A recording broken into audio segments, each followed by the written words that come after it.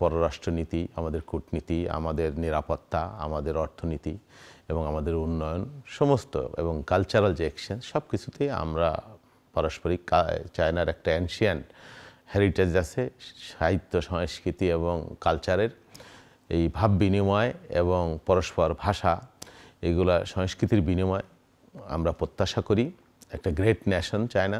কৃষি যেটা চায়না তো 140 কোটি মানুষের খাদ্য উৎপাদন করে এবং রপ্তানি করে, পৃথিবীর সবচাইতে বেশি ধান উৎপাদনকারী দেশ চায়না। কৃষি সেক্টর নিয়ে অনেক কাজ করবার সুযোগ রয়েছে। বাংলাদেশে আধুনিক কৃষি সরঞ্জামাদি, যন্ত্রপাতি, কোল্ড স্টোরেজ, তারপর উন্নত প্রজাতির বীজ, গবেষণা এইসব বিনিময়ে নিশ্চয়ই একটা গুরুত্বপূর্ণ চায়নার অর্থনীতির ফাউন্ডেশন কিন্তু একসময় কৃষির মাধ্যমে শুরু হয়েছে এবং বাংলাদেশে একটা বৃহৎ জনগোষ্ঠী এখনও প্রত্যক্ষভাবে কৃষির সাথে জড়িত। এই উৎপাদন কীভাবে বৃদ্ধি করা যায় এবং মিসম্যানেজমেন্টকে কীভাবে বন্ধ করা যায়, আধুনিক কৃষি পদ্ধতি কীভাবে চালু করা যায়, উন্নত মানের বীজ কীভাবে উৎপাদন করা যায় বা সরবরাহ করা যায়, সেই বিষয়গুলো নিয়ে চায়না বাংলাদেশের একটা দ্বিপাক্ষিক একটা সম্পর্ক বা কাজের প্রয়োজন আছে বলে আমি বিশ্বাস করি।